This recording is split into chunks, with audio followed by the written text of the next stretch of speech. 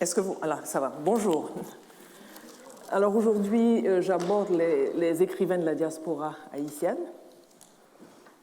Et comme pour tous les cours, je fais un retour évidemment sur le cours précédent, puisqu'il s'agit quand même de tisser une cohérence de l'ensemble. Dans un livre intitulé « Le pouvoir des mots et les mots du pouvoir », Jean Jonassin note que la plupart des romans dits haïtiens de 1970 à 1980 étaient produits et ou publiés en Amérique du Nord. Jean Jonassin voulait ainsi montrer que l'exil était productif, qu'un déracinement est ou peut être un facteur de grande créativité et qu'au fond, toute migration est profitable tant au pays d'accueil qu'au pays d'origine. Cet archétype de l'exil ne date pas d'aujourd'hui et s'est modulé avec les espaces et les époques. Dans l'Antiquité, il était un bannissement hors de la civilisation, si on se rappelle les mythologies. Avec Dante, c'est une mise à distance du lieu de naissance pour des raisons politiques, comme pour Victor Hugo au XIXe siècle, comme pour Walter Benjamin ou Hannah Arendt au milieu du XXe siècle. Mais ce désir d'ailleurs, comme je l'ai exposé au dernier cours, trouve en Haïti sa racine dans des problématiques profondes et plus complexes que la simple fuite pour échapper à une dictature. Je rappelle que de par notre histoire, nous avons toujours été tiraillés entre ce désir d'ancrage et ce besoin de fuite. Ce besoin d'enracinement et d'ancrage toujours contrarié et auquel l'ailleurs est une réponse pour la minorité occidentale, en général l'ailleurs nord, et la mémoire de l'Afrique, terre d'origine, mère patrie, résidence des dieux, l'est pour la majorité de la population. Syndrome de départ d'autant plus exacerbé que les dirigeants locaux, comme ceux du Nord, ont toujours œuvré pour rendre ce lieu inhabitable. Ce syndrome du départ jusqu'aux années 70-80 en Haïti est donc le redoublement d'autre chose, jusqu'aux années 90. On verra aujourd'hui que ce départ a des explications autres, puisque nous sommes entrés dans la globalisation et vers une accélération de ce que je pourrais appeler les migrations des Suds vers le Nord. Les formes du départ ont changé depuis la fin de la dictature, à partir des années 90, puisque le créole, le vaudou plus légitimé, l'urbanisation et la migration accélérée de ces couches populaires vers l'extérieur, parce que la migration devient massive aussi dans les couches populaires, font que ce pays, que l'on appelait le pays en dehors, l'est de moins en moins. Ce pays en dehors devient de plus en plus un pays en dedans. Les nouvelles générations d'écrivains voyagent plus volontiers, à la fois virtuellement et réellement, ou ont des liens avec l'extérieur dans le cadre d'échanges culturels très ouverts dans le monde d'aujourd'hui. D'où la différence avec l'époque jusqu'aux années 1980. Cette littérature haïtienne d'aujourd'hui, qui se fait en 4 langues, j'insiste là-dessus et je vais vous en donner la preuve tout à l'heure, est vraiment la démonstration que nous avons vocation à être des passagers et des passagères dans ce monde. Que la langue ne saurait, toute langue ne saurait s'accommoder d'une seule patrie et d'un seul drapeau. Avec la littérature de la diaspora des années 60, c'est le commencement de cette démonstration-là. Et c'est en ce sens que la littérature haïtienne s'inscrit un petit peu en avance dans ce monde en train de se faire aujourd'hui. Quelle est la cause première du départ massif des écrivains haïtiens et des intellectuels dans les années 60 ? C'est bien sûr la répression politique, et je pourrais dire noiriste, de l'époque. Rappelons que François Duvalier, si vous vous rappelez les derniers cours, a été, avec Lorimer Denis et Louis Diacroix, un des idéologues de la revue Les Griots, qui avait pour objectif de poursuivre les réflexions entamées par Price Mars sur la question de la culture majoritaire, qui devait être assumée par l'élite afin que ce pays retrouve son équilibre culturel et pour que cette élite sorte de son bovarisme à la fois culturel, social et coloriste. toutes les discriminations en Haïti tournent autour de ces trois piliers que sont le vaudou, le créole et la question de couleur. Le noirisme politique avait été une tentative de réhabiliter face à l'élite mulâtre le vaudou, la langue créole et la question de couleur. Mais en réalité, et là je reprends une phrase d'un ouvrage de Micheline Labelle qui s'appelle « Idéologie de couleur et classe sociale en Haïti », une phrase très importante, c'est en réalité une nouvelle version des luttes historiques qui ont opposé et opposent encore les secteurs noirs et mulâtres des classes dominantes. Revendication non pas pour la collectivité, mais pour un groupe. Projet aussi étroit que celui qu'il voulait détruire. Ce départ vers l'ailleurs va prendre durant ces années des proportions jamais vues jusque-là. Le pays a été vidé d'une bonne partie de ses intellectuels, écrivains et professionnels. Et les indépendances africaines et l'émergence d'un Canada qui se voulait francophone allaient ouvrir des possibilités et des opportunités à ces écrivains énormes. Alors, où vont ces écrivains? J'ai donc parlé de l'Afrique. L'Afrique des indépendances a besoin de cadres. Et les Haïtiens qui arrivent là-bas sont des professionnels, et nous, ce qui nous intéresse, ce sont surtout les écrivains. J'avais parlé dans la leçon inaugurale et la dernière fois d'une sorte de traversée inédite sud-sud des mondes francophones qu'Haïti inaugure à ce moment-là. Et avec le Canada, ce sera une inédite traversée sud-nord. Qu'apportent-ils avec eux? Une histoire, une tradition littéraire, et pour les professionnels ou enseignants, un savoir-faire. La littérature va s'étaler des années 60 au milieu des années 80. Mais la littérature qu'on appelle la littérature du dehors ou de la diaspora est indissociable de celle du dedans. S'il y a une littérature du dehors, c'est qu'il existe une littérature du dedans, sinon on n'utiliserait pas cette appellation. Et il y aura, à un moment donné, de réelles frictions entre ceux qui sont restés en Haïti et ceux qui sont partis. Friction qui, aujourd'hui, a tendance à s'estomper. Donc, il y a un rapport bien moins clivant et, je peux dire, très ouvert. Alors, moi, je suis partie d'un classement, un des classements possibles. Pour moi, c'était les espaces et les générations. Il y a ceux qui sont partis à l'âge adulte dès le début de la dictature. Des gens comme Roger d'Orsainville, Émile Olivier, Anthony Phelps, ceux qui sont partis très jeunes avec leurs parents dans les années 60, comme Jean-René Lemoine qui part au Sénégal, en Afrique avec ses parents, ceux qui sont partis, c'est la troisième génération toujours, en 1974, et ont vécu une partie de leur adolescence sous la dictature, Jean-Claude Charles, Daniela Ferrière.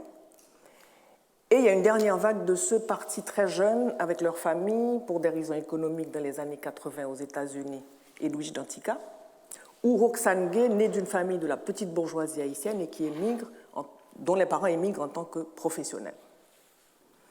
Parmi ceux partis en Afrique, je veux nommer Gérard Chenet, Jean Brière, mais je ne vais retenir, parce qu'on ne peut pas voir tous ceux qui sont partis en Afrique, je vais retenir Roger d'Orsainville. Parce que je pense que Roger d'Orsainville a écrit une œuvre qui est vraiment injustement méconnue. D'ailleurs, ce qui est intéressant, toute l'œuvre romanesque pratiquement de Roger d'Orsainville est d'inspiration africaine. Et il dit lui-même ce que lui apporte l'Afrique. Mes premiers écrits ont été des œuvres de recensement du milieu nouveau, enrichissement par le milieu nouveau. Je laisse le Libéria en 1972. J'emporte ces connaissances comme un butin. J'emporte comme une blessure l'amour fraternel avec lequel j'ai porté ces gens, avec lequel ils m'ont porté, et l'ambiance fraternelle dans laquelle j'ai vécu avec eux. Il y a une identification entre moi et le milieu africain. Attention, pas tous les milieux. Je fais une très nette distinction entre ce que j'aime appeler l'Afrique des tribus, c'est-à-dire l'Afrique des hommes humbles, l'Afrique des civilisations dites primaires, mais qui sont de véritables civilisations humanistes. Je fais donc la distinction entre cette Afrique-là et ce que j'appelle par ailleurs l'Afrique des rois. Ce n'est pas n'importe quelle Afrique que j'ai adoptée. Alors dans cette marche côte à côte où j'apportais, si vous voulez, ce que je pouvais de lumière technique, je recueillais tellement de lumière sur moi-même, sur ma personnalité, sur cette fabrique où sont nos racines, qu'il me fallait le leur rendre en quelque sorte. Roger d'Orsainville est déjà un adulte quand il arrive au Libéria. D'Orsainville va trouver en Afrique une réponse à certaines de ses interrogations. Il va expérimenter quelque chose qui renvoie à la culture majoritaire d'Haïti. L'expérience va confirmer aussi l'inéluctable chemin des colonisés emprunté par Haïti il y a 2 siècles, comme si le modèle était fatal. Toute son œuvre romanesque, dont la plus grande partie est africaine, le dit. L'expérience africaine est un miroir pour Roger d'Orsainville. Et j'ai eu énormément de plaisir à redécouvrir ses œuvres qui sont d'une très très grande qualité littéraire. Alors dans Kimbi, qui est un de ses premiers romans, il salue les coutumes anciennes que le personnage de Yanga, revenu de 3 années d'études en ville, avait oubliées. Yanga, c'est le civilisé qui retourne dans la brousse. Et voilà le texte. Au conseil manquait sa clé de voûte, le vieux chef trébuchant au bord du royaume des ancêtres. Où est Vieux Keta? À cette question, il n'y eut pas de réponse.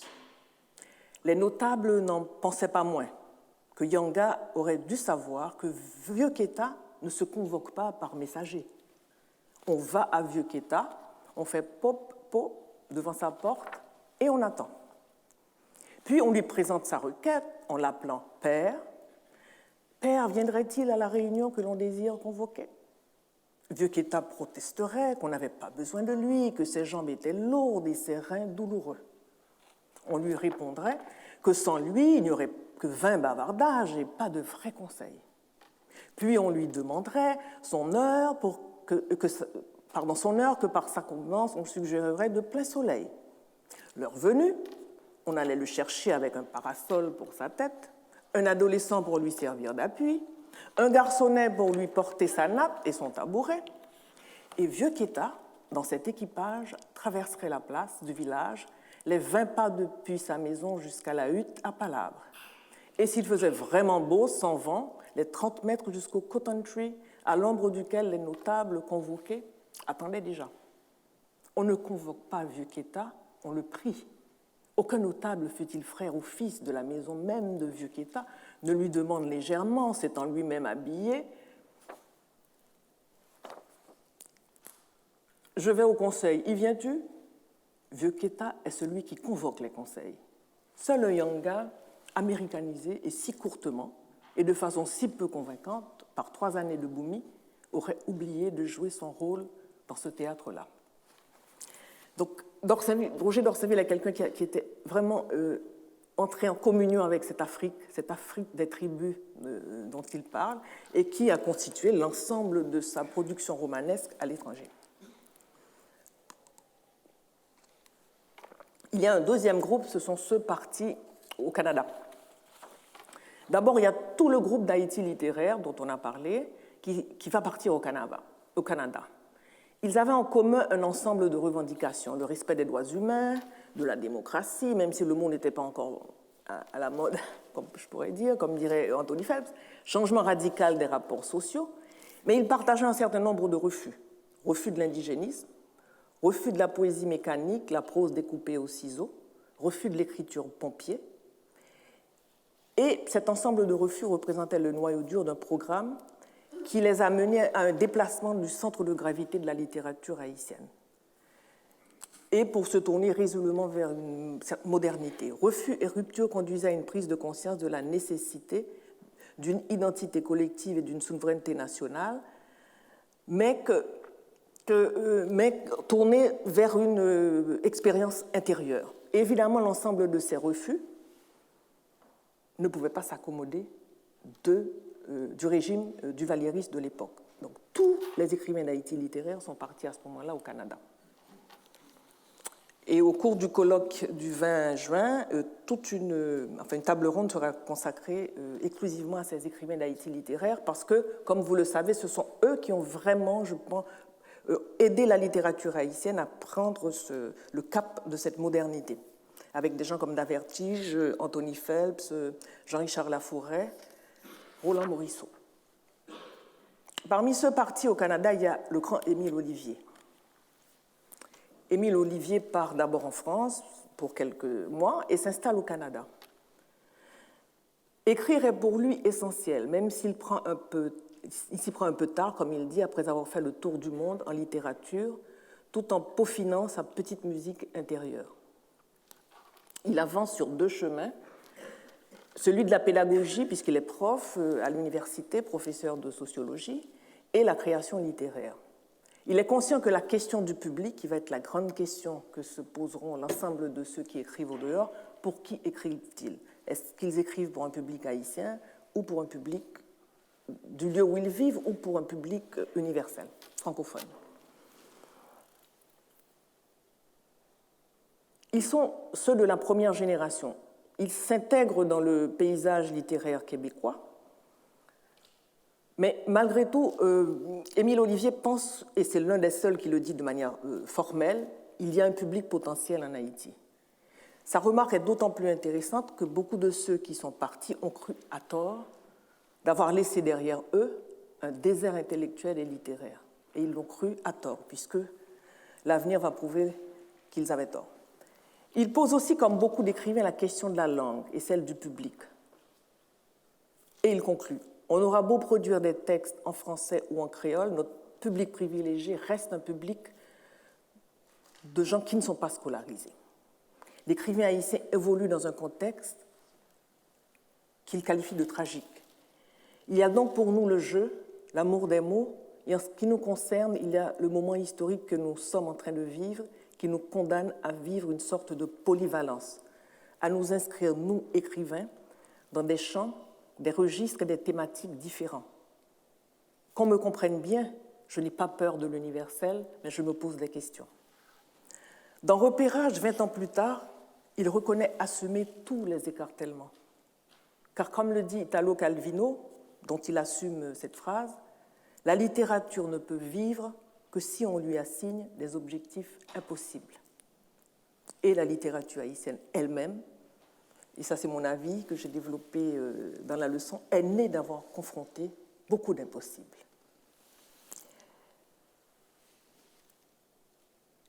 Dans le livre Repérage, Émile Olivier dit aussi tout ce que la terre d'accueil du Canada lui a apporté. J'allais être témoin en quelque sorte, protagoniste des changements majeurs qui ont marqué le Québec au lendemain de la Révolution tranquille. Sans connaître le malheur des pères, j'allais connaître le bonheur, clé en main, des fils. Mais il ajoute que, quelque part dans ma tête, je reste encore le jeune homme qui a rompu un jour avec l'exiguïté d'une île pour partir à la conquête de vastes territoires. La plupart de ces écrivains, je parle de Émile Olivier, on verra avec Jean Métellus, on verra avec Gérard Étienne, Haïti est toujours dans leur imaginaire. Haïti est encore un lieu que l'on essaie d'écrire, de traduire, et on essaie de se souvenir de ce lieu. Dans Mère Solitude, Olivier place le récit dans la ville de Troubordet, elle-même située dans une île de la Caraïbe, qu'il ne nomme pas, mais on voit tous qu'il s'agit d'Haïti. Le narrateur Narcisse Morelli appartient à une famille illustre venue d'Europe, mais en pleine décrépitude quand commence le récit.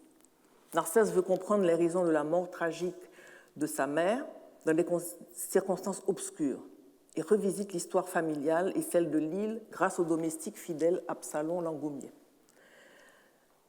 Il utilise un ensemble dans le roman des procédés du réalisme magique latino-américain, qu'il aime beaucoup, tout en introduisant dans son phrasé des mots créoles qu'il naturalise dans la langue française. Alors là, c'est un passage donc de ce texte Mère Solitude. Au fond de la salle, quelques lycéens, timidement, se sont mis à applaudir. Parmi eux, Narcisse Morelli. Alors c'est un professeur qui fait une grande démonstration dans un auditorium. Je ne me doutais pas un seul instant qu'avant ma naissance, Edmond Bernizard et la famille Morali avaient été frappés par les antiques tabous du sang. Edmond Bernissard, lui, continuait à parler avec sérénité de formes de vie éteintes depuis des millions d'années. Mais plus il avançait, plus ses propos renvoyaient à l'actualité la plus immédiate. Cet homme qui semblait toute sa vie avoir vécu sourd, mais dans la surdité la plus totale, à la rumeur publique, ne se doutait-il pas que celle-ci, dans son langage codé, se servait du mot dinosaure pour identifier les sbires d'un gouvernement en place depuis près d'un quart de siècle. Soudain éclate un pétard, suivi d'un cri « Mort dinosaure !» Des chaises se baladent à hauteur de tête, des balles sifflent, 2 ou 3 diplomates sont bousculés, des femmes enceintes sont piétinées. En ces temps où l'incroyable arrive chaque jour, les plus vieux qui d'habitude affichent un sourire désabusé de joueurs qui ont déjà connu plusieurs guerres et plusieurs défaites, cette fois-ci ont peur. La mort rôde. Autant s'en aller tout de suite, déguerpir. Impossible de fuir, des inconnus, mitraillettes au poing, obstruent toutes les sorties. D'abord chuchotée, puis devenue clameur, la nouvelle circule dans l'auditorium où la foule est prisonnière. Les dinosaures sont là. Et tous les romans d'Olivier, il en a écrit 4 ou 5, Urne scellée, Passage, se déroulent en Haïti, donc il travaille cette mémoire haïtienne. D'ailleurs, il dit lui-même, et c'est le premier à dire, je suis une sorte d'identité schizophrène puisque je suis québécois de jour et haïtien la nuit. Gérard Étienne, c'est un autre écrivain de cette même époque. Après une adolescence agitée en Haïti, il fuit la maison familiale au Cap-Haïtien et se mêle de politique, arrive à Port-au-Prince et est arrêté. Il part au Canada, enseigne, et il pratique le journalisme aussi. Et lui, il vise aussi bien le public québécois que le public haïtien. Et il essaie justement de mettre sa littérature dans un espace où les champs lexicaux québécois et les champs lexicaux haïtiens pourraient se rencontrer. Ses œuvres les plus connues sont Le Nègre masqué, Un ambassadeur macoute à Montréal, Une femme muette, Monsieur le Président, Les yeux de Natania. Alors, ce qui est intéressant, c'est que les écrivains qui arrivent au Canada trouvent quand même un espace francophone pour pouvoir faire distribuer leurs œuvres. Ils trouvent une institution littéraire qui fonctionne et surtout un Canada francophone qui est en plein éveil. Et ça a été énormément enrichissant à la fois pour les romanciers et pour les poètes. Si on prend maintenant le cas de ceux qui sont venus en France, parmi eux, il y a évidemment René Despestre. Alors, ce qui est intéressant, le déplacement, parce qu'Haïti a un corpus littéraire dominé par la poésie jusque dans les années, je peux dire, 80, 70-80. Beaucoup de ceux qui sont partis en étant poètes en Haïti arrivent dans des espaces où l'institution littéraire fonctionne, où peut-être qu'il y a moins de lecteurs pour la poésie, et beaucoup d'entre eux deviennent des romanciers, ou font les deux, le roman et la poésie. C'est le cas d'Anthony Phelps, qui a quand même essayé 2 ou 3 romans au Canada. C'est le cas de Despestre, qui n'était que poète en laissant Haïti et qui devient poète et romancier. Il est d'ailleurs aujourd'hui certainement connu aussi beaucoup pour ses romans, dont l'un a obtenu le prix Renaudot. Donc le déplacement d'espace va aussi provoquer un glissement dans le genre pratiqué. Et on peut comprendre pourquoi, puisque c'est vrai que le roman a besoin d'institutions littéraires, quand je dis de l'institution littéraire, de toute la chaîne de ce qu'on appelle le livre, le public, etc., et les subventions. Or, René Despestre dit « J'ai toujours voulu écrire de la prose, mais qu'il a commencé par écrire de la poésie en Haïti. À son arrivée à Paris, il a été pris de ce qu'il appelle lui-même une boulimie. Il a lu les surréalistes, Zara, Breton, Desnos, Soupeau, Aragon, Éluard, Char et Michaud, la littérature mondiale, Dostoïevski, Tolstoï, Pouchkine, Gogol, les Français, Balzac, Stendhal, Flaubert. Lui a toujours fait un usage maternel de la langue française. Il le revendique ainsi. Il n'y a pas de débat grave chez lui entre les 2 langues. Il le dit lui-même, le créole est sous-jacent au français que j'utilise. Il estime être aussi énormément nourri par la littérature orale en langue créole. J'ai écouté beaucoup d'histoires racontées par ceux qui les ont vécues, ceux qui les ont inventées, évidemment, dans les campagnes haïtiennes, autour de Jacmel. Et il ajoute que, quelle que soit la langue utilisée, c'est plutôt l'accessibilité du public qui est le problème. Évidemment, le public haïtien n'est pas assez scolarisé. Alors, ce qui est intéressant, c'est une des rares personnes aussi qui, après tant d'années en France, quand on va rencontrer René Despestre, il parle avec l'accent de quelqu'un qui aurait quitté Jacmel la veille. Donc, c'est très intéressant de voir comment il est resté avec Jacmel en lui, profondément en lui. La deuxième chose qui est très importante pour René Despestre, c'est l'érotisme. C'est une dimension très importante chez lui. Alors voilà ce qu'il dit. Je n'aime pas l'érotisme tel qu'il a été exprimé dans la culture occidentale, où l'acte d'amour a toujours été associé à la souffrance, à la culpabilité, à la torture, à la tristesse de vivre. La gaieté haïtienne se trouve dans mon idiosyncrasie, et c'est cette gaieté que j'essaie de transposer. Je n'aime pas non plus le libre service sexuel. Dès qu'il y a des éléments qui dégradent la femme, ce n'est plus mon affaire. Mais le métissage est aussi un élément essentiel qu'il trouve dans la littérature haïtienne. Il formalise d'ailleurs sa réflexion dans un essai qu'il appelle « Le métier à métisser ». Mais en ce qui a trait à la littérature raciale, il a été un moment un fervent partisan de la négritude, avec Césaire, Guylienne, Roumain, Langston Hughes. Il pense que ce fut une médiation absolument nécessaire, mais il n'en reste pas moins qu'on devrait sortir de l'expérience raciale. Et c'est là qu'il a écrit son essai « Bonjour, adieu, la négritude ». Il pense qu'un écrivain doit pouvoir toujours être ludique, toucher les thèmes qui intéressent n'importe quel homme où il se trouve. Je n'ai jamais pensé que j'aurais fait une vie hors d'Haïti, même après avoir vécu aux antipodes d'Haïti. Mais quel que soit l'endroit où je suis, Cuba, Chine, Vietnam, Brésil, Chili, parce qu'il a vraiment roulé ses pieds poudrés, il s'est promené vraiment un peu partout dans le monde, j'ai toujours ramené au climat de mon enfance, j'ai toujours été ramené au climat de mon enfance haïtienne. Et ça, on le retrouve avec le texte Adriana dans tous mes rêves, qui raconte deux événements qui vont s'interpréter, la mort de Germaine Villaret-Joyeuse, la marraine du narrateur Patrick Altamont, et le mariage de la très belle Adriana Siloé qui meurt au pied de l'autel au moment où elle prononce le oui sacramentel. Ça, c'est exactement le genre d'événements qui peuvent arriver en Haïti. Alors, c'est un passage que j'aime beaucoup. Un dimanche d'octobre, sur le Tantôt, une voiture attira soudain mon attention. Elle commençait à longer lentement notre rue. De loin, je pouvais distinguer deux personnes à bord. « Que vois-tu arriver » dit Mandiani, une auto décapotable. « La machine de qui ?» Je l'aperçois pour la première fois. « Ah oui ? Et les passagers ?» Une dame et son chauffeur. Une dame en promenade par cette chaleur. L'auto se rapprochait dans un vrombissement raffiné. Déjà, les vérandas et aux fenêtres des deux côtés de la chaussée, comme nous, deux, ma mère, les voisins étaient aux nouvelles. Un cabriolet, une berline, un coupé, dit ma mère. Une limousine gris-perle, flambant neuve. Et la dame, Jésus-Marie-Joseph, qui est-ce? Ma marraine, Madame Villaret-Joyeuse. T. Jérôme est au volant. Paix à ta bouche, Patrick. Germaine Musac est sur son lit de mort. L'automobile de rêve était sous mes yeux. T. Jérôme Villaret-Joyeuse portait une chemise de tussor beige, un pantalon bleu marine et un chapeau de paille de Panama. Son visage de guéluron de la Caraïbe avait pris le masque tragique de nègre qui remplit un redoutable devoir. Sa maman occupait le milieu du siège arrière.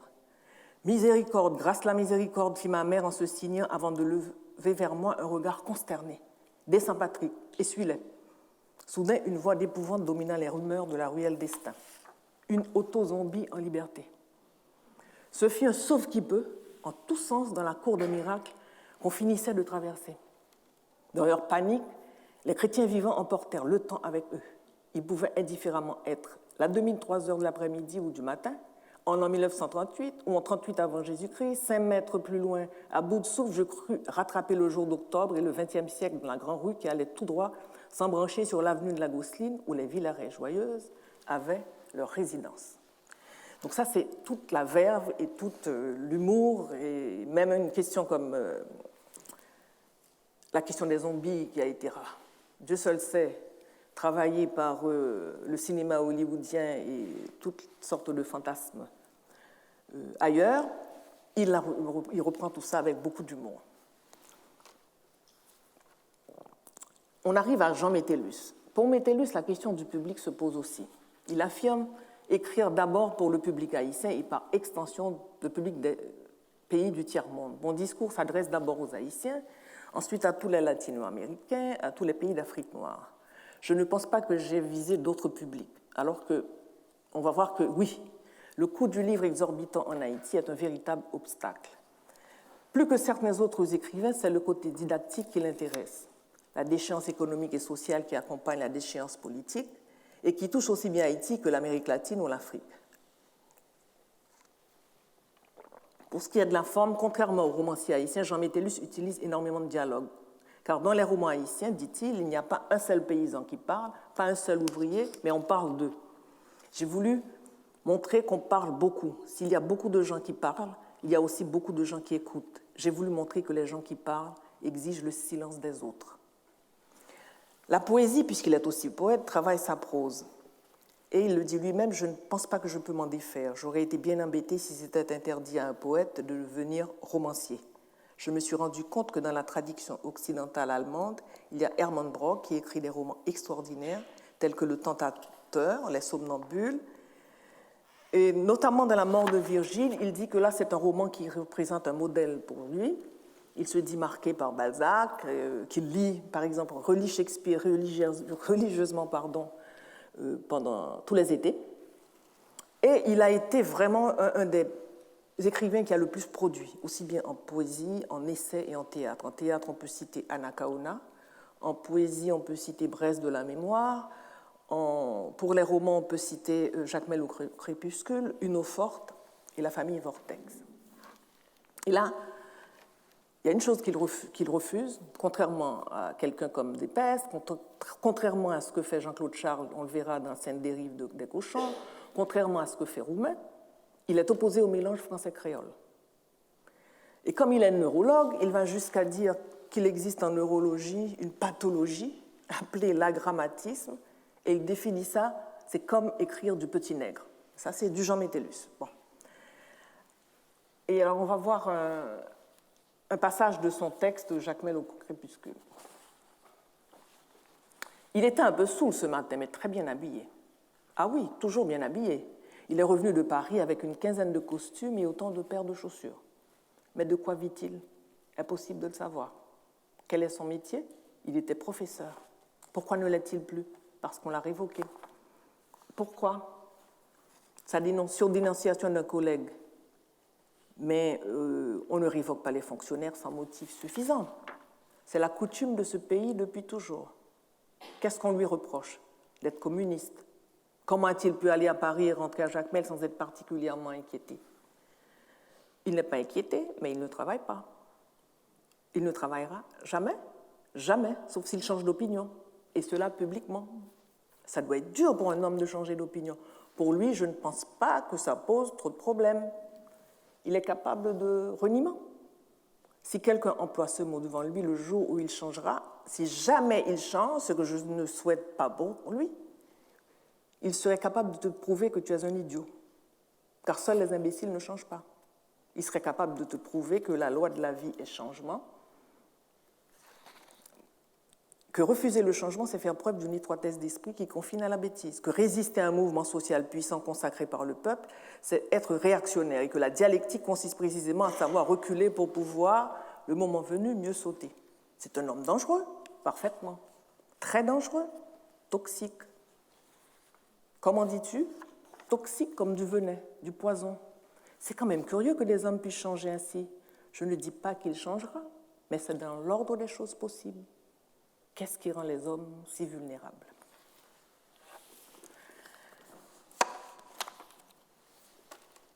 Il y a évidemment ceux dont on parle peut-être moins, mais qui ont énormément pesé sur la littérature haïtienne de la diaspora. Ce sont parmi ceux qui vont aux États-Unis, je veux parler de Marie Chauvette.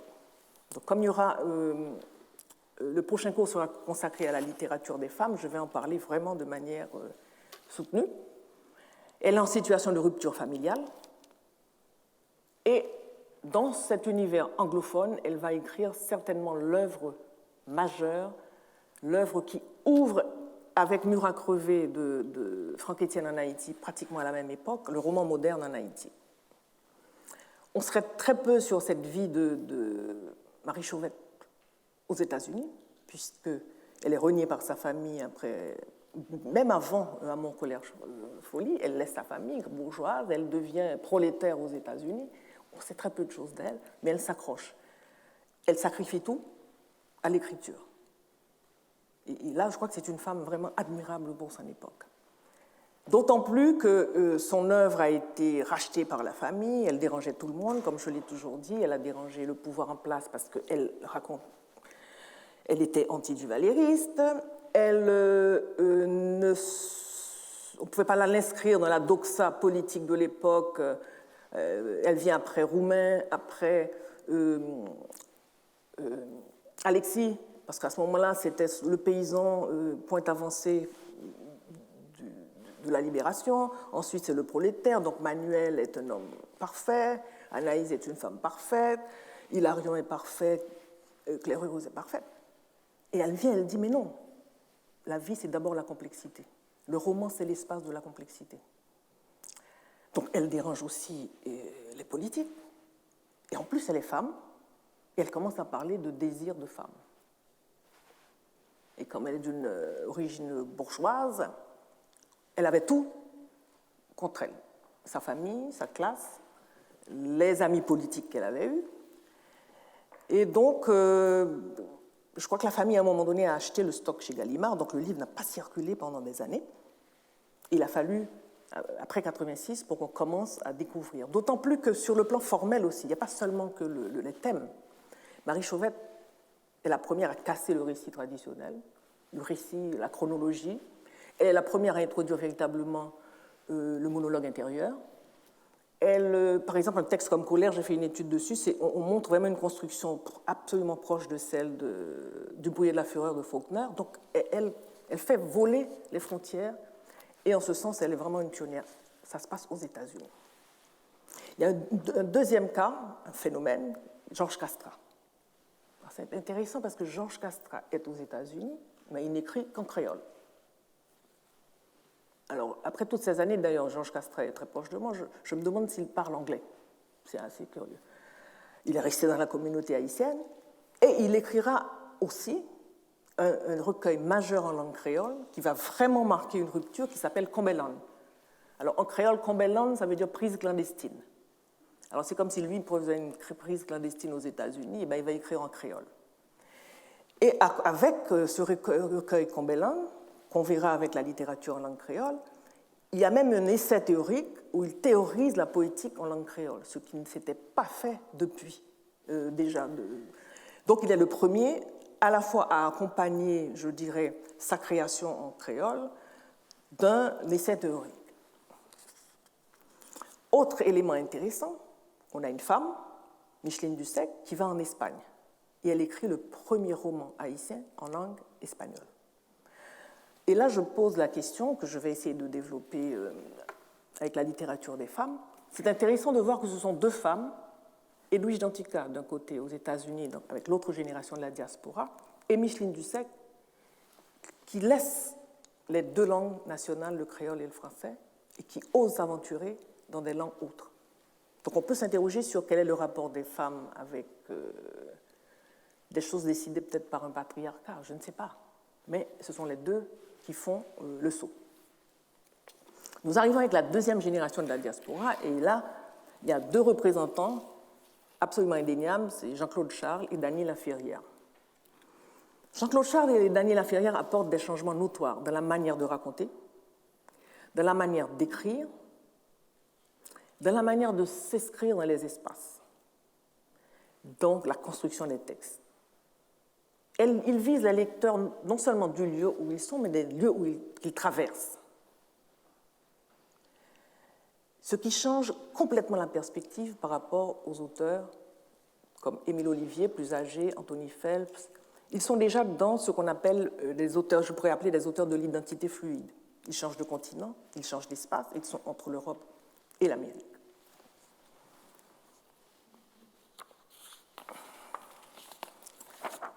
Mais les deux ont en commun d'avoir vécu une partie de leur adolescence en Haïti sous la dictature. Ils ont connu l'expérience de se parler par signes, comme celle d'écrire sous la dictature. Jean-Claude Charles le dit en ces termes: « Sans penser mon geste d'écrire en termes de mission ou carrière, j'ai commencé à écrire poussé d'une part par une nécessité intérieure, mais d'autre part par des éléments très extérieurs. J'avais des livres sous la main et j'étais travaillé par des préoccupations de type littéraire. » Lui, il s'inscrit dans une modernité radicale. Ma chance a été de commencer à lire très tôt. Rimbaud, avec qui j'entretiens un rapport de type fétichiste. J'ai commencé donc à lire des gens comme ça, Lautréamont, qui probablement a porté mes premiers désirs d'écriture et en même temps les a découragés par sa hauteur inaccessible. Je pourrais dire que je suis toujours à courir après lui. Il y a aussi les surréalistes, mais il faut dire que j'ai continué à lire parallèlement à tout cela, et j'insiste là-dessus, les romans photos, les bandes dessinées, et toute cette espèce de littérature complètement réactionnaire qu'on trouvait devant la cathédrale de Port-au-Prince. Parce que devant la cathédrale de Port-au-Prince et dans toutes les rues environnantes, vous avez des marchés aux livres et aux revues. Vous allez là, vous allez retrouver des livres anciens, des livres nouveaux, les livres dont les gens se débarrassent. Donc vous pouvez aller faire votre marché au cœur de Port-au-Prince et dans les rues alentours. Il y a là un marché aux puces de livres où j'allais régulièrement avec des amis m'acheter des livres. Je prenais de tout. Des bandes dessinées, des romans photos, Historia, tout. J'ai lu Paul Bourget. Je ne sais plus si cela m'intéressait de lire Paul Bourget, mais au départ, c'est la chose imprimée elle-même qui m'intéressait. J'ai encore des traces. Je lis encore tout ce qui se passe à ma portée et que je peux lire très vite. On pourrait même présenter, par exemple, Le Corps Noir, qui est un des meilleurs essais, je crois, sur la question du racisme. Le Corps Noir, c'est un essai brillant de Jean-Claude Charles, comme un télescopage d'intertextes, un collage de médiums aussi variés que les coupures de presse, les images de la télévision ou du cinéma, les tableaux de maître, la bande dessinée, les définitions du dictionnaire, les extraits de livres. Donc il est le premier à faire, justement, quand il parle d'intertexte, on n'a plus du tout les textes travaillés comme Olivier, comme des pestres avec une narration, comme d'Orsainville. Il ne faut pas oublier qu'ils arrivent aussi en France à un moment où il y avait une sorte d'engouement pour le nouveau roman, pour les expériences formelles, à la fois dans le roman et à la fois il y avait toute une analyse, la nouvelle critique qui elle-même portait vers ce genre de production. Jean-Claude Charles dit qu'il ne se pose plus la question du public depuis l'apparition de son livre qui s'appelle « Sainte dérive des cochons ». Je suis prisonnier de différentes choses, ne serait-ce que d'une langue.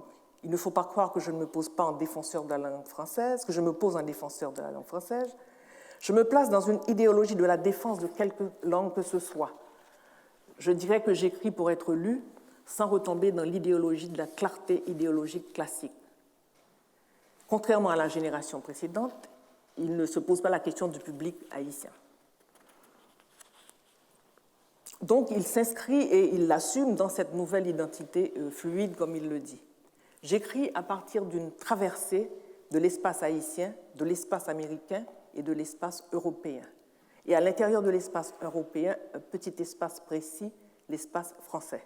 Je peux jouer pas de façon systématique sur ce passage, ce qui explique l'introduction chez moi à l'intérieur d'une langue globalement reçue comme française, de l'anglais, du créole et de l'espagnol. Donc ils sont déjà dans, je pourrais dire, ces identités de passage, ce qui n'est pas le cas de la première génération. Une réflexion au niveau mondial commence à se déployer à l'époque quant à la question de l'exil moderne. On commence à parler de l'identité rhizome avec Deleuze puis Glissant. Il y a même des poètes qui font l'éloge de l'exil comme Darwish. Et en quatrième de couverture de son livre « Sainte dérive des cochons », il dit de la question de l'identité, « Ce n'est pas mon problème, dit-il. Chester Himes disait, « J'écris, c'est ma couleur. » Et il revendique absolument cette réponse de Chester Himes. Dans la quatrième de couverture de Sainte dérive, il cite aussi Brecht. Brecht suggérait avec ironie que l'exil constitue la meilleure école pour apprendre la dialectique. C'est vrai qu'un corps traversant plusieurs espaces historiques, plusieurs langues, plusieurs codes, ce corps-là doit gérer une sacrée dose de contradictions. Mais Sainte dérive des cochons annonce peut-être une de ses œuvres romanesques, à mon avis, qui est la plus réussie, qui est Manhattan Blues. Et voilà comment il écrit Cette dérive des cochons. La putain, c'est l'Amérique, la sorte espèce de chose planétaire dont j'ai conscience très exactement à l'angle de la 42e rue et de Broadway à New York. Une sorte de découverte. Une femme, voyez-vous, avec laquelle j'entretiens des rapports de type sadomaso. On s'enferme dans une chambre d'hôtel et on dérive nos langages, on se prenne à mots le corps, belle secrétaire aux lèvres peinturées de machines IBM, prostituée, PD, littérature couchant, mignonne et gentille écriture bouleversante, à ne pas manquer film hardcore, etc. Et les sirènes, les sirènes, je n'ai jamais pu les entendre avec sang-froid. Et les nouvelles sur les panneaux lumineux de la Chemical Tower, pétrole, les Arabes vont attaquer. C'est d'une véritable guerre qu'il s'agit, je vous dis, moi, une bien féroce guerre. Entre-temps arrive la question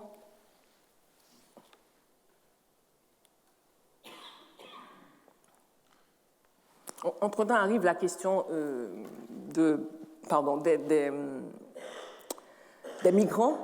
Et dans le Si joli petit plage, vraiment, il fait un développement intéressant de cette question des migrants. Petit problème.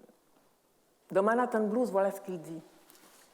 Si je choisis ce métier d'écrivain, alors Manhattan Blues est écrit 8 ans après Sainte dérive des cochons. Déjà, la mode de l'écriture, intertexte, tout ça, commence à s'estomper. Et dans Manhattan Blues, on a un écrit très moderne, mais beaucoup plus fluide que ce qu'on avait eu dans Le Si joli petit plage ou dans Sainte dérive des cochons. Alors c'est un dialogue entre lui et sa copine. Si je choisis ce métier d'écrivain, c'est justement pour être libre. Et enfin, pour essayer d'être libre. Ouais, hier, j'ai rien foutu, et puis quoi ? Elle me dit, c'est ton éditeur qui va être content. Vous voyez bien la ponctuation, il n'y a pas vraiment de virgule, de point. Elle me dit, c'est ton éditeur qui va être très content. Je lui dis, les éditeurs, ce n'est pas un bataillon de CRS en position devant les cafés qui refoulerait à coups de matraque les auteurs dissipés vers leurs écritoires. Elle me répond vivement qu'on institue le système des agents littéraires en France et que vous en baviez les écrivains français. Je vois rouge. Ne me traite pas d'écrivain français, s'il te plaît. Elle voit rouge. Il faut savoir ce que tu veux dans la vie. Un jour, tu me dis, ne me traite pas d'écrivain haïtien. Un jour, tu me dis, ne me traite pas d'écrivain français. Tu voyages avec 2 passeports. T'es quoi, finalement ? Je m'appelle Ferdinand, sur le ton de Jean-Paul Belmondo dans Pierrot le Fou. De nouveau, le bruit de la douche dans la salle de bain. Elle s'en va vers la petite pièce à côté, qui est, à la vérité, un grand placard. Donc là, c'est un peu comment ces jeunes auteurs jouent avec la langue française, jouent avec la ponctuation, jouent avec le récit lui-même.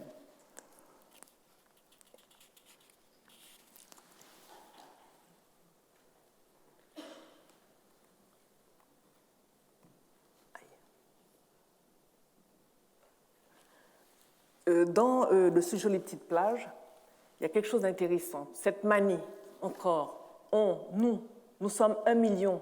Le chiffre chante dans la tête de chaque Haïtien à l'étranger. Être Haïtien à l'étranger, c'est une vraie nationalité. Citoyen du pays sans borne de l'exil. Il y a même un mot pour ça, diaspora. Un mot généralement attaché aux Juifs. Les Haïtiens à l'étranger sont les nouveaux Juifs des temps modernes. J'ai même rencontré un compatriote qui rêvait d'une terre promise où pourraient se réunir tous les Haïtiens à l'étranger. Ils y construiraient, disait-il, une société idéale. Je me suis bien gardé de lui lancer la première pierre. Idéalisme pour idéalisme. Et pourtant, affaire d'origine, de position, de classe, des trajets biologiques singuliers, nos histoires ne sont pas identiques, interchangeables. Le refus de la tragédie constitue mal une mesure commune. Nous savons que ce refus n'en finit pas toujours avec la tragédie, avec la folie du pouvoir, avec la mort. Je dis nous par solitude. Hier encore, il y avait des contradictions secondaires et des contradictions principales. L'aspect principal des contradictions secondaires et l'aspect secondaire des contradictions principales. J'arrivais ainsi, de pas de claquette en exercice de voltige, à lancer assez loin le yo-yo de la dialectique, qui m'est finalement retombé sur la gueule.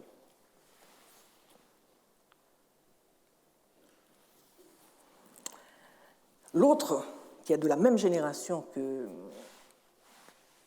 Jean-Claude Charles, c'est Dany Laferrière, exactement de la même génération.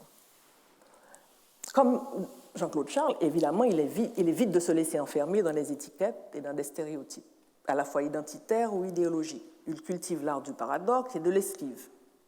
Par exemple, les deux, par rapport au racisme, vous diront, eux, comme ce sont les Blancs qui ont créé le problème, ils leur demandent de le résoudre eux-mêmes. Ce n'est pas leur problème. Que celui qui crée le problème trouve la solution.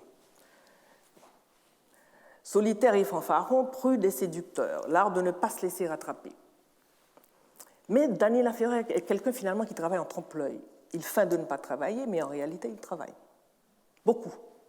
Il feint de surfer à la surface d'un problème profond, de peur de s'y enliser, mais on a l'impression qu'une fois qu'on a le dos tourné, il vise le fond pour comprendre et retourner ensuite à son jeu. Après avoir écrit son autobiographie américaine, faite de 10 titres, il signe le livre « Je suis un écrivain fatigué ». Et il accorde un entretien à la revue Bouture en Haïti, très important, dans lequel il va très loin quant à ce qui le constitue comme écrivain et comme homme. Je suis un écrivain fatigué. C'est la fatigue d'un homme qui ne voudrait pas devenir quelqu'un, au risque de perdre sa fraîcheur. Donc, comme il ne veut pas le faire, il dit qu'il arrête. En fin de compte, il n'a pas arrêté, puisque après cette autobiographie américaine, il a écrit L'énigme du retour, le journal d'un écrivain en pyjama, et Je suis un écrivain japonais. Mais il y a un passage très intéressant, c'est le passage de ce fruit dans la main du jeune homme, est-ce une grenade ou cette grenade dans la main d'un jeune, est-ce un fruit ou deux aspects de l'œuvre lui. Alors, on va lire tout de suite le passage. Donc, je suis allé un peu partout en Amérique du Nord. J'ai regardé vivre les Noirs, les Blancs, les Rouges, les Jaunes. Un peu tout le monde, quoi. Eh bien, mon vieux, tout ce qu'on dit de l'Amérique, c'est vrai. Elle intègre tout. Ventre mou de la terre, dernier peuple innocent. À côté d'eux, les Boshimans font figure de rusés diablotins. Vous vous dites, et quoi? Il reprend ce vieux cliché de l'Amérique innocente. C'est fini depuis longtemps, tout ça, vieux. Eh bien, mon frère, ça marche encore. La mécanique fonctionne comme si elle était encore neuve. Il faut dire que 200 ans, c'est à peine un clin d'œil dans l'histoire de l'humanité, vraiment rien. L'Amérique est un bébé bien trop nourri, un bébé cas d'homme. Et les Américains vivent entre eux comme si personne d'autre qu'eux n'existait sur ce continent, sur cette planète. J'ai le sentiment de voir évoluer devant moi, dans cette station d'essence où je fais le plein, en ce moment, de magnifiques barbares. De jeunes étudiants d'Indianapolis, chaque État a une plaque d'immatriculation différente, jouent au football parmi les voitures et les pompes. Ils sortent de larges t-shirts aux couleurs de leur université. Ils sont blonds, grands, athlétiques. T'es sûr que t'en mets pas un peu là? Non, frère, ils sont vraiment comme dans nos rêves. Chacun de leurs gestes paraît neuf, comme si ces jeunes gens n'étaient pas reliés à la chaîne humaine. Ils sont uniques. Ils dévorent des tonnes de hamburgers, boivent des fleuves de Coca-Cola et passent la moitié de leur vie devant la télévision. Ils prient tous les dieux imaginables et aussi un seul Dieu. Ils tuent de toutes les manières possibles. Ils ne connaissent pas le remords. Le monde est entre leurs mains comme un jouet d'enfant. Ils le cassent, le réparent, ils ignorent le passé et méprisent l'avenir. Ce sont des dieux et leurs nègres sont des demi-dieux. Mais ce qui est intéressant, il y a ce volet, mais il y a un autre volet de chez Dany Laferrière, et je dirais que c'est le volet de la tendresse. C'est peut-être un des textes que j'aime le plus, c'est lui qui s'appelle « L'odeur du café », où il raconte cette relation entre lui et sa grand-mère, cette petite merveille de tendresse, de fraîcheur. Et comment pouvoir avoir pu écrire cela dans un pays en pleine dictature? On est dans l'émerveillement permanent. Alors voilà ce qu'il dit. J'ai toujours dit que comment faire l'amour avec un nègre sans se fatiguer était à mes yeux une machine de guerre. Il fallait exister, comme il dit. Un peu comme Les lésions dangereuses de Laclos, un de mes livres préférés. Il faut le comprendre maintenant dans un espace plus large et j'espère plus ambitieux. Si certaines personnes se sont arrêtées, s'agissant de moi comme écrivain, à comment faire l'amour, comme avec un nègre comme sans se fatiguer, eh bien je crois aujourd'hui que j'ai été bien plus loin. Tu sais, toute guerre se mène sur plusieurs fronts et diverses manières. Naïfs sont ceux qui ne voient dans l'odeur du café une machine de guerre autrement plus efficace que comment faire l'amour. La tendresse peut être une arme bien plus dangereuse que la violence. On nous a déjà recommandé de prendre garde à la douceur des choses. Et là,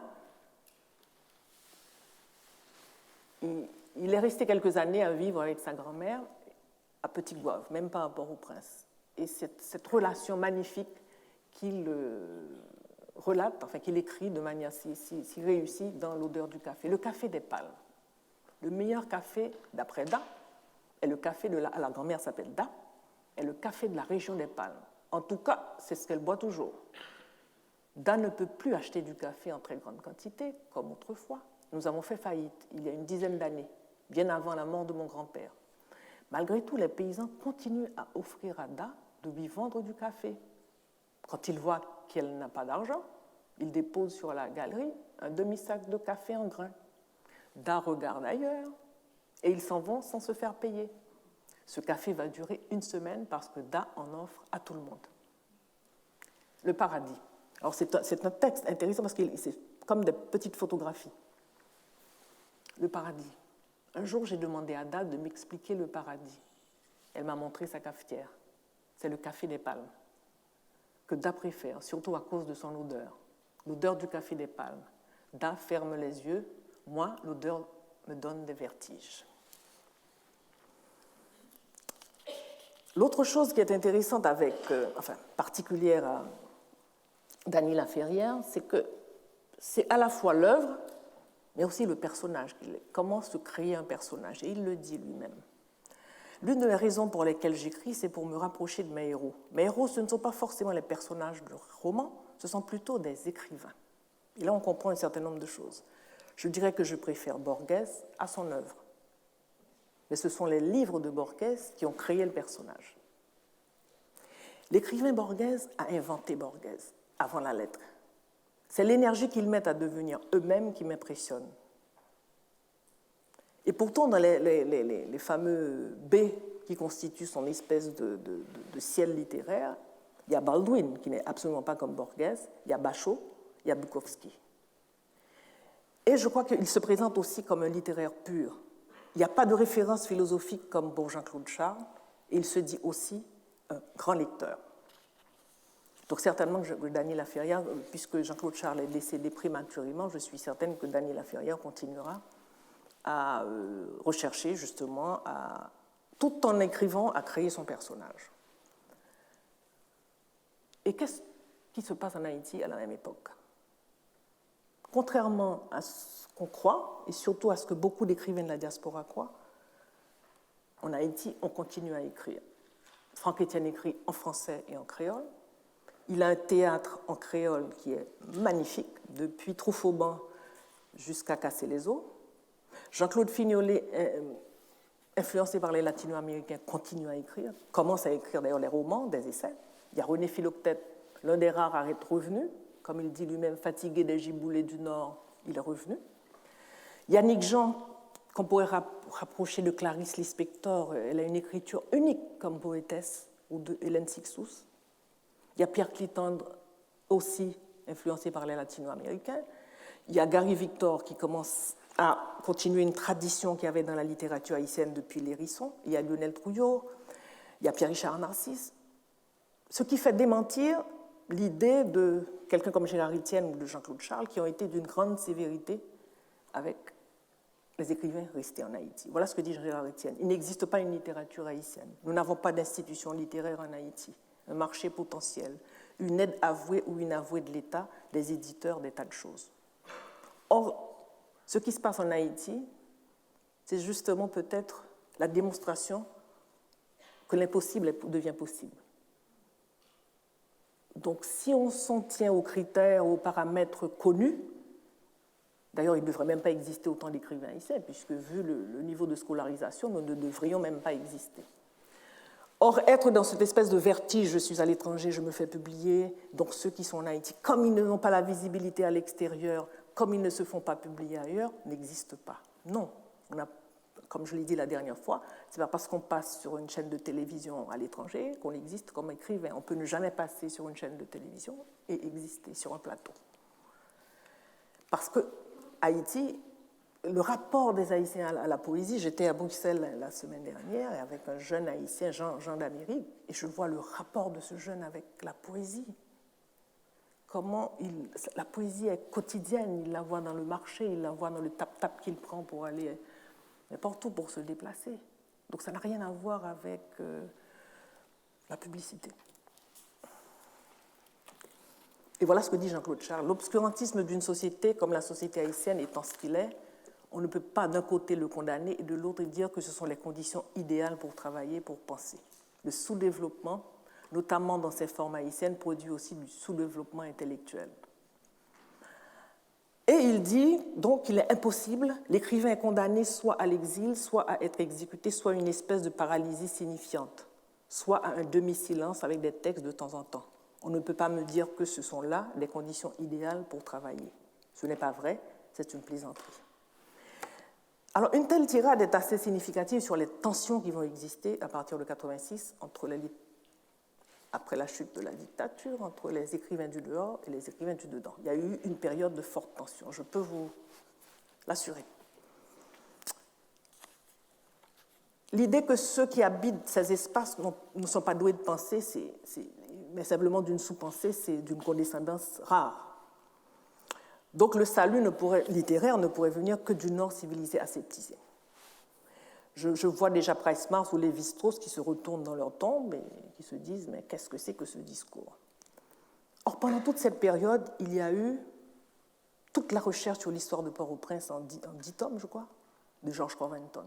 Il y a eu la recherche historique de Roger Gaillard. Il y a eu le travail de Philippe Lerbourg sur l'ensemble des habitations coloniales, et ça, sans aide de l'État, sans...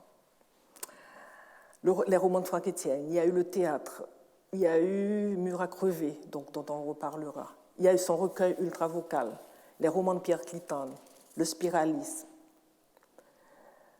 et la nouvelle génération qui a pris le relais.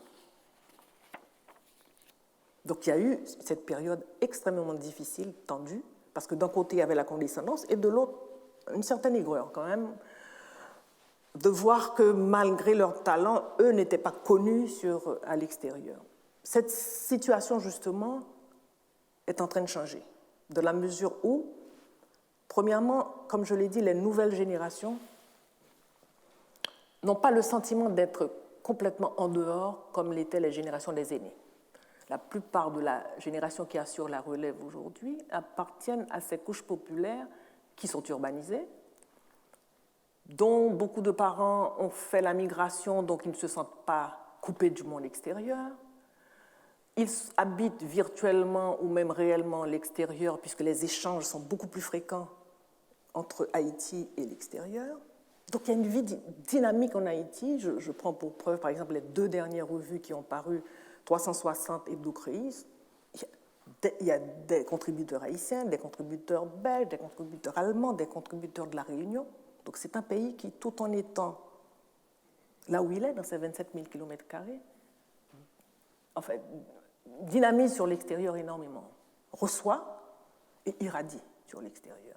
Donc la situation aujourd'hui n'est pas celle qui était des gens comme, hélas, Franck Etienne, Jean-Claude Fignolet ont connu à l'époque très dure de la dictature. Je crois qu'aujourd'hui, ceux qui habitent en Haïti n'ont rien à envier de ce point de vue-là à ceux qui font le choix aujourd'hui de partir. Je veux parler de gens comme James Noel, comme Mackenzie Arstel. En Haïti, on a Bonnel Auguste, on a Inima Jeudi, on a Jean d'Amérique, qui d'ailleurs est en train de préparer une grande rencontre de poésie pour l'été. Mais je voudrais continuer parce que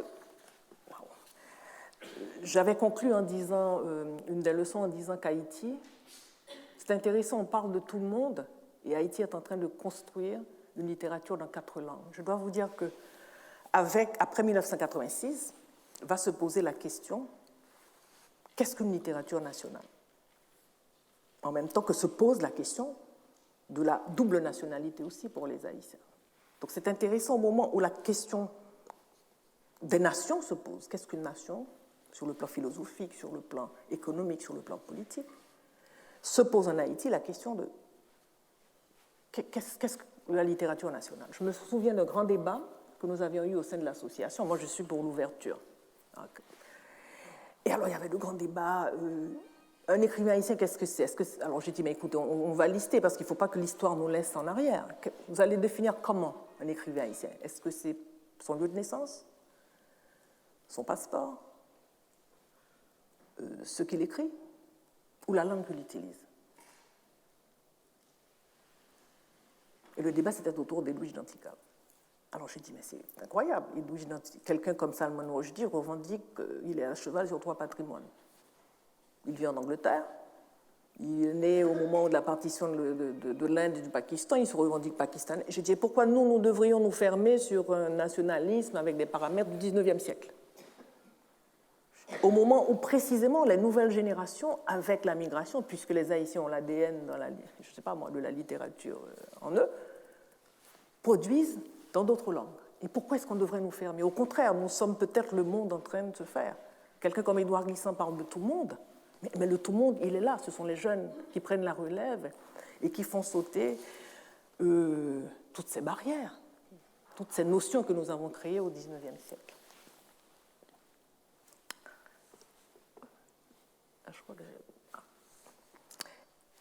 Et pour terminer, là j'ai un petit peu avancé sur le temps, justement je vais vous proposer ce soir la vidéo d'un jeune poète haïtiano-chilien à laquelle j'ai été mise en contact, et je trouve ces textes magnifiques. D'autant plus que ces textes disent quoi? Que nous sommes précisément des passants, tous, des migrants, inquiets et fragiles. Alors, comme c'est en espagnol, je vous traduis un peu. Qu'il n'existe pas de pas perdu, que les frontières ne peuvent arrêter la marche. Il dit que ses plus grands maîtres en poésie furent les yeux de sa mère et qu'il faut remettre du mystère dans la vie.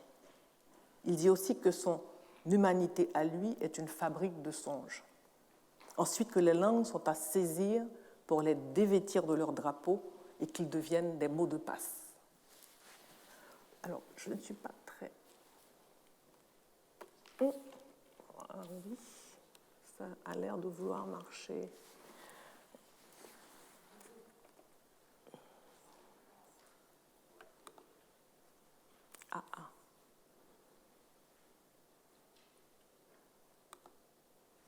Oula, je vais faire appel. Parce qu'il a noté. Ah, il arrive. Désolée, je ne suis pas très douée. Il m'a expliqué, j'ai noté, mais ça va marcher. Oula, il arrive. Alors, ce jeune poète est aussi médecin. Il est arrivé au Chili il y a une dizaine d'années, et comme il faisait de la poésie en Haïti, il est originaire. Ça n'a pas marché. Alors, je vous demande de prêter attention parce que c'est un véritable chant. Alors, nous sommes en correspondance et je lui ai demandé de m'envoyer ce texte-là. Il faut mettre très fort.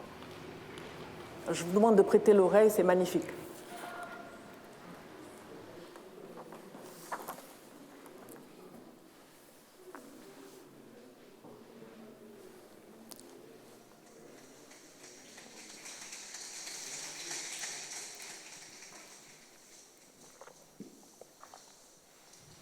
Fui pájaro, sé dónde habitan los humanos. Te regalé mis ojos llenos de palabras errantes. Fui río inconsolable, aprendí a hablar solo y bailar sin música. Un pájaro tarde o temprano se transforma en luz. Un poeta que llora es un río que canta. Mis mejores maestros de poesía fueron los ojos de mi madre. Sí, mis mejores maestros de poesía fueron los ojos de mi madre. Mi madre nombraba cada hoja del otoño hasta transformarse en la más grande de las escuelas de belleza. La primera función del amor es humanizar. Eso lo supe porque mi madre era una escuela de belleza. Donde nací las piedras sangran, hay ojos cansados que brillan, hay viejos coleccionistas de besos muertos que bailan todas las noches en el nombre del olvido. No nací para ser poeta. Yo soy el hijo de los ruidos más viejos del mundo, entre las piernas del sol y en estos campos de himnos invertidos que suelen ustedes llamar resistencia. Allí nací yo. Me alejaré lo más posible, ya no importan los límites del dolor. En mi universo el único eterno es la belleza. Alguien dice que belleza es acostarse conscientemente en la orilla de un río desconocido sin cuestionar la profundidad. En eso tiene razón. Belleza es también tener sed, sed de humanidad, sed de libertad, sed de diversidad. encontrarse no es nada más que perderse.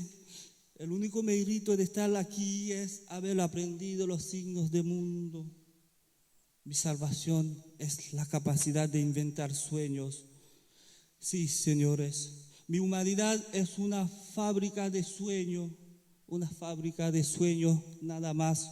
El desierto está aquí, entre los labios del tiempo celoso de sí mismo y el descenso de mis pájaros renacidos. Gracias al primer salto aprendí de memoria la salida de todas las cosas primordiales. Abismo es donde hay luz.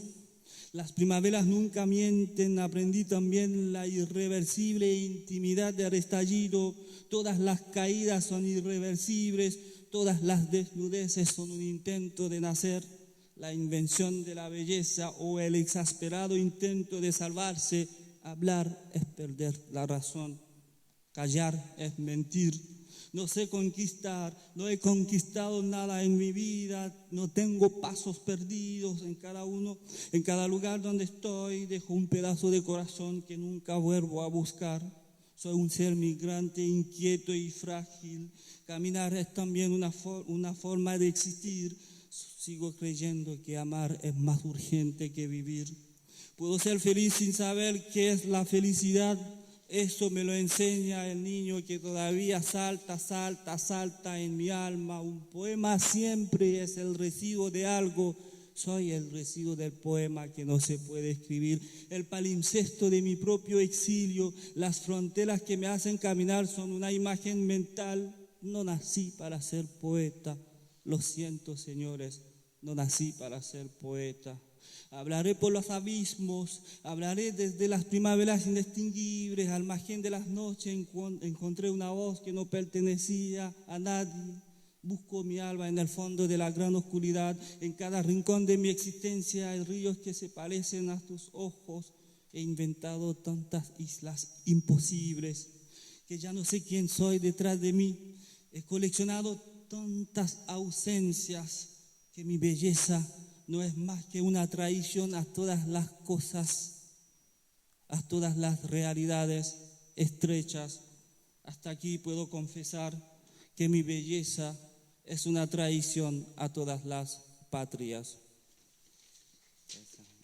Una traición a todas las cosas, a todas las realidades estrechas. Hasta aquí puedo confesar que mi belleza es una traición a todas las patrias.